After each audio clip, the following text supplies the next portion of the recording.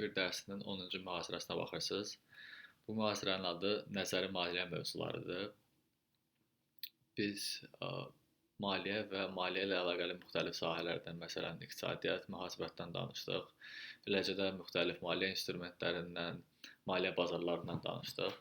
Amma bəzi mövzular var ki, onları biz əhatə etmədik ki, 10-cu dərsimizdə, 10-cu mühazirəmizdə biz onlardan biraz danışacağıq. Başlayaq bazar mexanizmlərinin səmərəlilik növlərindən. Bu, ingilis dilində efficient market hypothesis mövzusudur. Bu nəzəriyyəyə görə bazarlar 3 yerə bölünür. Güclü bazarlar, yarı güclü bazarlar və zəif bazarlar. Weak, semi-strong və strong. Nədir zəif formada bazar? Zəif formada olan bazar sadəcə keçmiş qiymətləri əks etdirir. Yəni, indiki zamana qədər olan bütün treytlər, həmin treytlərin nəticəsində alınan qiymətlər bu bazar qiymətində özünü göstərir. İkinci növ bazar yarı güclü bazardır. Bu növ bazarda təkcə keçmiş qiymətlər yox, eyni zamanda ictimaiyyətə açıq olan bütün xəbərlər özünü göstərir. Yəni, siz bu bazarda keçmiş qiymətlərə baxıb pul qazana bilməzsiniz və eləcə də hamıya məlum olan xəbərlərə baxıb pul qazana bilməzsiniz. Üçüncü növ bazar nəzəriyyəsinə görə isə, üçüncü növ bazara görə isə bu bazar növü güclüdür və burada nəinki siz keçmiş qiymətlərə, hamıya açıq olan ictimai xəbərlərə baxıb pul qazana bilməzsiniz, eləcə də şəxsi xəbərlərə baxıb da pul qazana bilməzsiniz. Yəni, əgər bir bazar güclü formadadırsa, orada bir investorun, bir maliyyəçinin pul qazanmağı mümkün deyil. Dedim ki, bu bir nəzəriyyədir. Əslində, müxtəlif bazarları siz bu üç növdən birini aid edə bilərsiniz. Amma belə qəbul olunub ki, adətən əksər bazarlar yarı güclü formada olur. Yəni, orada keçmiş xəbərlər, keçmiş qiymətlər və hamıya aid olan, belə deyək, ictimai xəbərlər qiymətdə özünü göstərir. Gəlin, indi KPM modelindən danışaq. KPM modeli səhmlərin qiymətləndirilməsində istifadə olunur. Biz maliyyə sinifləndirilməsindən danışanda dedik ki, siniflərdən biri, asset klasslardan biri equitiesdir, yəni səhmlər. Və o səhmləri qiymətləndirərkən bəzən müxtəlif modellərdən istifadə olunur ki, bunlardan biri də KPM modelidir. KPM modelinə görə investorlar sistemdən kənar risklərə görə daha yuxarı qazanc gözləməlidirlər. Bu düsturda verilir. Bu düstur bizə bir səhmdən nə qədər qazanc ala bilərik, onu deyir. Burada bazarla əlaqəli risk beta olaraq göstərilir və bir investor sistemdən kənar nə qədər çox,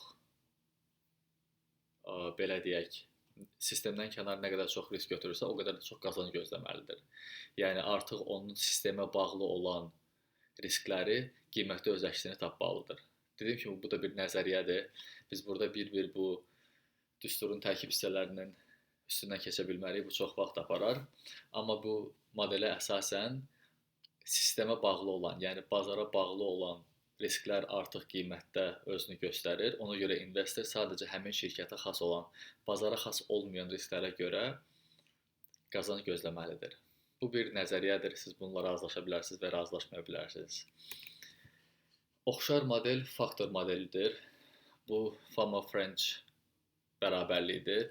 Bu bərabərlikdə isə artıq bir faktora görə yox, 3 faktora görə qazanc gözləməlidir investor. Bu nəzərdə tutulur. Birinci risk bazar riskidir.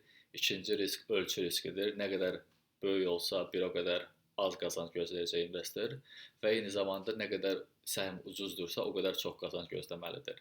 Oxşar modellər çoxdur. Bu modeldə 3 faktor nəzərdə tutulub, amma daha çox faktor olan modellər var ki, bu modellər çalışır ki, səhmin gəlirini müxtəlif müxtəlif xüsusiyyətlərə görə müəyyən eləsin. Dediyim kimi, bu da nəzəriyyədir. Heç də bütün investorlar bu cür modellərdən istifadə eləmirlər. Gəlin, biz biraz riskdən danışaq. Bundan əvvəlki 2 model qazanc haqda idi. Növbəti bir neçə slayd isə risk haqda olacaq.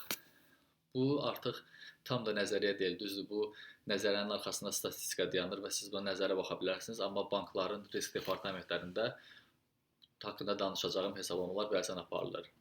Nədir risk altındakı portfolio dəyəri? İngilis dilində buna value at risk deyilir. Bu hesablamanı aparmaq üçün biz keçmiş qazanc və uduzmalara baxırıq və ona görə bir səhm, bir portfel, bir əmtəyin nə qədər bizə risk gətirir, onu müəyyənləşdiririk. Keçmiş göstəricilərə baxılır və keçmiş göstəricilərə əsasən belə qənaətə gəlinir ki, 95% günlərdə, məsəl üçün, və yaxud da 95% aylarda bu səhmin qiyməti X ədədindən çox düşməmişdir. Məsələn, bir maliyyə portfeli götürün, onun son bir ərzindəki hər günlük qazanclarına baxın. Ən pis 5% qazanc nədirsə, sizin risk altındakı portfolio dəyəriniz məhz o qədər olar. Bu 95% də müəyyənləşdirə bilərsiniz, 90% də müəyyənləşdirə bilərsiniz. Bu artıq risk departamentinin özünün, belə deyək, qərarından asılıdır. Daha sonra stres testlər var. Stres testlər də adətən yenə risk departamentlərində istifadə olunur.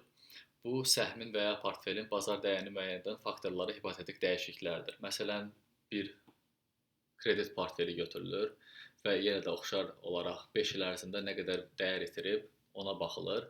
Amma bundan əlavə bir əlavə şok da müəyyənləşdirilir. Məsələn, iqtisadiyyatda yüksək inflyasiya və yaxud da hər hansısa bir təbii fəlakət baş verərsə, bu portfelin dəyərinə nə qədər təsir edə bilər, onu başa düşməyə çalışır. Yəni, əgər value at risk, bundan əvvəlki slaydımız, uduşlara və uduzmalara olduğu kimi baxırdısa, stres testlər müxtəlif faktorları dəyişir. Yəni, belə deyək, hipotetik ssenarilər qurur və onun əsasında portfel necə dəyişəcək, onu müəyyənləşdirir. Belə, biz risk və qazanc haqda biraz nəzəriyyədən danışdıq. Gəlin indi investorlar və şirkətlər haqda biraz danışaq. Maliyyədə əsasən deməyim, maliyyədə ümumiyyətlə müzakirə olunan mövzulardan biri investorlara qazanc necə ötürülməlidir, bunu müəyyənləşdirməkdir.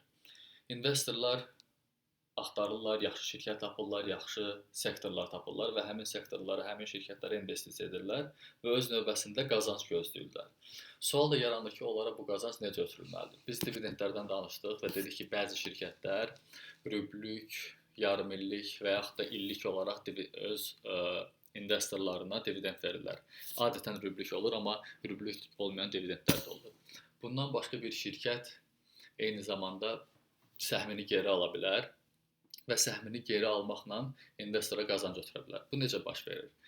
Deyəlim ki, siz şirkətin 1/1000-nə sahibsiniz və siz belə deyək, 1000 səhmdən biri sizdədir, qalan 999-u bazardadır. Əgər şirkət səhmləri geri almağa başlasa və siz satmasanız, tutaq ki, yerdə qalan səhmlər 999 yox, 499 ola bilər. Və bu zaman siz şirkətin 1000-1-ni yox, artıq 500-1-ni sahiblənirsiniz deyə sizin üçün bu qazancdır. Bu zaman sizin səhminizin qiyməti qalxacaq və siz ən azından nəzəri olaraq daha varlı olacaqsınız. Çünki siz səhmi satmaq məcburiyyətində deyilsiniz, amma əvvəl siz şirkətin 1000-1-nə sahib idiniz, indi isə 400 üzr istəyirəm, əvvəl 1000-1-nə sahib idiniz, indi isə 500-1-nə. Yəni siz 0.1%-dən artıq 0.2%-nə sahibsiniz. Düzdür, bu rəqəm sizə balaca gələ bilər, amma böyük şirkətlər üçün bu kifayət qədər fərq yaradır. Başqa bir nəzəri sual, şirkətlər açıq olmalıdır, yoxsa özəl? Yəni, belə deyək, açıq səhmdar cəmiyyət olmalıdır, yoxsa qapalı səhmdar cəmiyyət budur. Public və private şirkətlər, public and private companies. Bu sual haqqında biraz fikirləşək.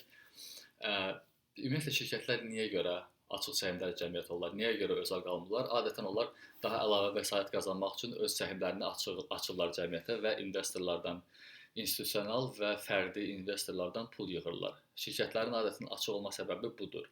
Amma şirkətlər cəmiyyətə açıq olduğu zaman bu heç də onlara pulsuz başa gəlmir və onlara həm maliyyə, həm də vaxt itkisinə gətirib çıxarır. Çünki artıq sizin səhmdarlarınız cəmiyyət olduğu üçün siz onlara vaxtaşırı məlumat verməlisiniz. Şirkətin nəyi var, nəyi yoxdur, şirkət nədən pul qazanır, nağd axımı nə qədərdir, riskləri necədir, siz rüblük olaraq artıq bu məlumatları investorlarla paylaşmalısınız. Yəni şirkətin açıq səhmdar cəmiyyət olması ona vəsait toplamağa kömək eləyirsə, artıq investorlar və tənzimləyici strukturlardan nəzarət də artır. Ona görə şirkətdən şirkətə asılı olaraq açıq və ya özəl qalma dəyişə bilər. Yəni onların bu iki faktoru necə ölçüb biçəcəklər, hansı qərara gələcəklər, bu şirkətin özündən asılıdır. Başqa bir mövzu, deyəlim ki, şirkət açıq səhmdar cəmiyyət oldu, bəs investorlara necə səs vermə hüququnu tanıyacaq? Məsələn, Facebook kimi belə deyək, bir nəfər tərəfindən yaradılan şirkətlər adətən səs vermə hüququ vermirlər və yaxud da səs vermə hüququnu çox az verirlər digər investorlara. Əsas səs vermə hüququnu özlərində saxlayırlar. Burada hansı faktorlar yol oynayır? Birinci, təsisçinin vizyonu var. Yəni şirkəti yaradıbdır, şirkəti böyüdübdür və istəyir ki, gələcəkdə də açıq səhmdar cəmiyyət olmağına baxmayaraq səhmdarlarla qərar vermədə iştirak etməsin. Yəni bütün qərarları tək versin. Amma səhmdarlar da öz növbəsində fikirləşirlər ki, biz bu şirkətə pul yatırmışıq və olsun ki, təsisçiyə nəsə olsun, təsisçinin qərar verməyi pisləşsin və biz o zaman özümüz sükanı öz əlimizə almalıyıq. Bax, bu iki faktoru nəzərə almaq lazımdır və şirkətlər açıq səhmdar cəmiyyət olarkən bu iki faktoru, təsisçinin vizyonunu və səhmdarların nəzarət istəyini nəzərə alırlar. Adətən səhmdarların səs vermə hüququ olmayan şirkətlərin səhm dəyəri də nisbətən az olur. Çünki orada səhmdarlar pis ssenarilərdə sükanı öz əllərinə ala bilmirlər.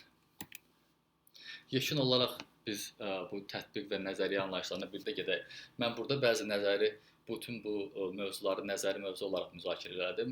Amma bəzi insanlar üçün bunlar tətbiq də oluna bilər. Məsələn, biz o risk anlayışından danışanda investorlar üçün bu biraz nəzəri olsa belə, bank departamentində çalışan bir insan üçün bu heç də nəzəri mövzu deyil, bu tətbiqi mövzudur. Və yaxud da biz danışdıq, şirkətlər açıq səhmdar cəmiyyət olmalıdır və ya qapalı. Açıq səhmdar cəmiyyət olarkən səs vermə hüququ necə müəyyənləşməlidir? Bu bizim üçün nəzəri sual olsa da, hər hansı bir investor üçün bu tətbiqi mövzu da ola bilər. Onun baxdığı şirkətin, məsələn, səs vermə hüququ səhmdarlarında yoxdursa, bu onun üçün tətbiqi bir mövzuya çevrilir. Beləcə, belə deyək, bu Maliyyə 101 dərsinin sonuncu mühazirəsi idi və gələn videolarda görüşərik. Sağ olun.